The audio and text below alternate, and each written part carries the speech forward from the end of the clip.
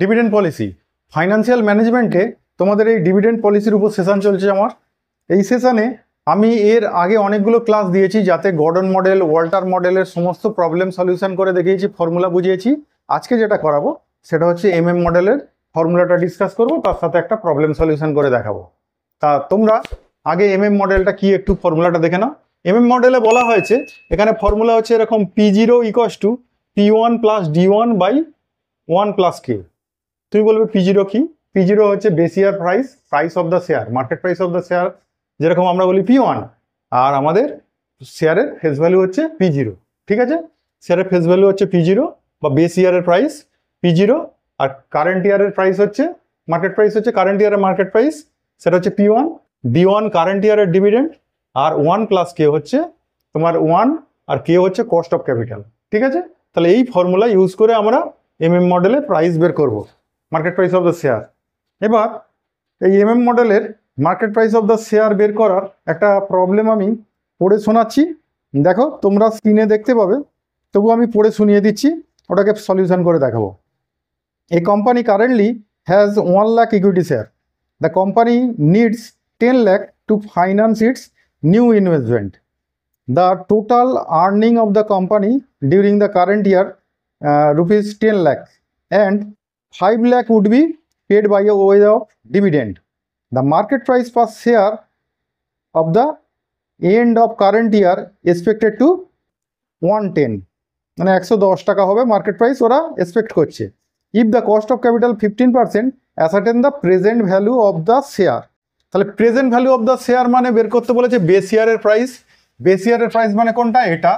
আর market price current ইয়ারের বলে দিয়েছে, তাহলে P1 বলা আছে অঙ্কটার মধ্যে। ঠিক আছে, তাহলে দেখো এখানে আমাদের 1 লাখ শেয়ার আছে, আর আমাদের আর্নিং আছে, টোটাল আর্নিংস আছে কত?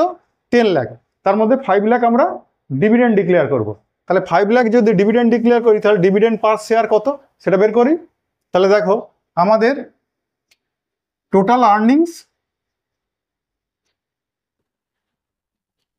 আর্নিংস বলেছে 10 লাখ, আর ডিভিডেন্ড, টোটাল ডিভিডেন্ড আমরা ডিক্লেয়ার করছি কত? 5 লাখ।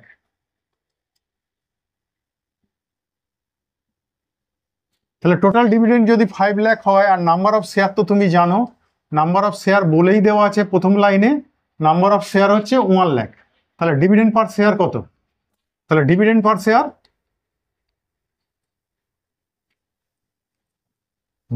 শেয়ার, হচ্ছে এই 5 লাখ ডিভিডেন্ড দিয়েছি আর 1 লাখ শেয়ারের উপর, তাহলে 5 টাকা পার শেয়ার, এটা হচ্ছে D1। আর কারেন্ট মার্কেট প্রাইস বলে দিয়েছে, দেখো কারেন্ট মার্কেট প্রাইস P1 বলবো, কারেন্ট মার্কেট প্রাইস বলে দিয়েছে কত? 110 টাকা। আর কস্ট অফ ক্যাপিটালও বলা আছে, কস্ট অফ ক্যাপিটাল কে বলি আমরা, এটা বলা আছে কত পার্সেন্ট, একটা বলা আছে 15%। তাহলে 15% যদি হয়, তাহলে কে এর মান কত? 0.15। তাহলে এইগুলো সমস্ত দেওয়া আছে। তাহলে এখান থেকে আমরা যদি P0 বের করতে চাই, হ্যাঁ, তাহলে কি করে বের করব?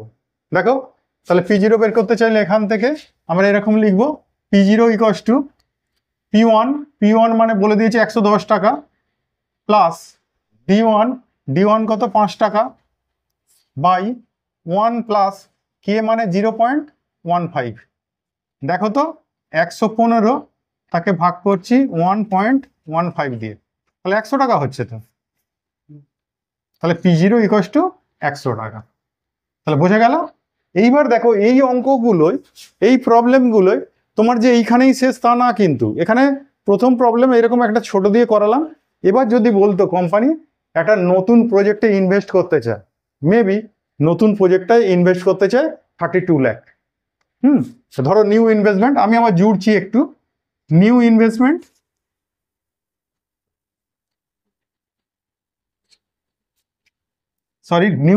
ধরো 27 লাখ। নিউ ইনভেস্টমেন্ট 27 লাখ যদি হয়, আমরা দেখো আমাদের আর্নিং ছিল কত? 10 লাখ, তার থেকে 5 লাখ ডিভিডেন্ড দিয়েছি, তাহলে হাতে বেঁচে আছে কত? 5 লাখ। তাহলে হাতে বেঁচে আছে যেটা, এটা রিটেন আর্নিং বলে। তাহলে রিটেন আর্নিংটা তোমার ইনভেস্টমেন্টে লাগবে তো, তাহলে রিটেন আর্নিং হচ্ছে 5 লাখ, এখান থেকে বাদ দিই। তাহলে 5 লাখ বাদ দিলে আমাদের মার্কেট থেকে শেয়ার ইস্যু করে তুলতে হবে কত, 22 লাখ। তাহলে এটা হচ্ছে আমাকে বলতে পারো অ্যামাউন্ট অফ নিউ ইস্যু। তাহলে নিউ ইস্যু করে আমাকে তুলতে হবে এত টাকা, আর আমার মার্কেটে প্রাইস চলছে কত সেটা কিন্তু বলে দিয়েছিল 110 টাকা। এটা কিন্তু বেস ইয়ারের প্রাইস, তাহলে এটা দিয়ে করবো না, এই মার্কেট প্রাইস দিয়ে করবো। মার্কেট প্রাইস যদি 110 টাকা থাকে তাহলে নাম্বার অফ শেয়ার কতগুলো ইস্যু করতে হবে, তাহলে নাম্বার অফ শেয়ার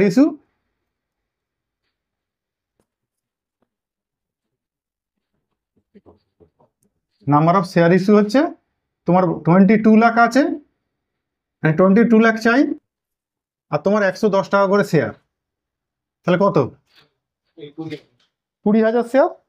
তাহলে নাম্বার অফ শেয়ার ইস্যু করতে হবে কত, 20,000। তাহলে এইভাবে বের করা যায়। তাহলে এটা হলো পুরো কমপ্লিট অঙ্ক। এইখান থেকে আমি জুড়লাম, তোমার প্রবলেম কিন্তু এখানে শেষ হয়ে গেছে। এবার যদি নিউ ইনভেস্ট করতে চাও তুমি 27 লাখ, তাহলে তোমার হাতে পড়ে আছে রিটেন আর্নিং 5 লাখ, তাহলে তোমাকে মার্কেটে শেয়ার ইস্যু করে ওঠাতে হবে কত, 22 লাখ। তাহলে 22 লাখ ওঠাতে হবে, সেইটা আমরা মার্কেটে প্রাইস চলছে কত করে শেয়ারের, আমার 110 টাকা করে। তাহলে কতগুলো শেয়ার ইস্যু করবো, 20,000 শেয়ার। তাহলে বোঝা গেল। তাহলে এইরকম হলে কমপ্লিট হবে। আর এই যে 20,000 শেয়ারটা আমরা বের করলাম না, এবার সে কি করেছে, একটা বিশাল ফর্মুলা দিয়েছে, বড় মতো ফর্মুলা। এবার সেই ফর্মুলাটা দিয়ে কিন্তু ওইটা বের করেছে। আর দেখো আমি কত ইজিভাবে বের করে দিলাম, একেবারে ইজিভাবে। তোমাদের ওই ফর্মুলাটা একটু কিছু চুপ বা একটু কিছু ভুল হলেই ব্যাস পুরোটা বরবাদ হয়ে যাবে। আর এটা তোমার ভুল হওয়ার সম্ভাবনা কম, এবং তুমি বুঝতেও পারবে টোটাল ইনভেস্টমেন্ট এতটা, আমার রিটেন আর্নিং আছে 5 লাখ টাকা, তাহলে আমার চাই কত, মার্কেট থেকে শেয়ার তুলবো কত, 22 লাখ টাকা তুলবো শেয়ার ইস্যু করে।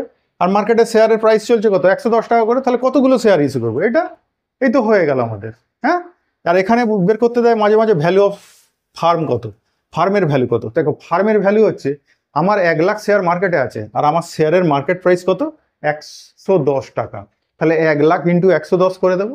তাহলে করে দিলেই আমাদের total value of the farm বেরিয়ে যাবে। তাহলে একেবারে ইজিভাবে বেরোবে, ওই অত বড় ফর্মুলা ইউজ করার কোনো দরকার নেই। ঠিক আছে, তাহলে এটা বুঝে গেল। এর পরের ক্লাসে দেখবো আমি ওইরকম ভ্যালু অফ ফার্ম বা তোমাদের এই নাম্বার অফ শেয়ার কতটা ইস্যু করতে হবে, এরকম প্রবলেম আছে, এরকম একটা প্রবলেম সলিউশন করে দেখাবো। আজকের মতো এটুকু, টাটা।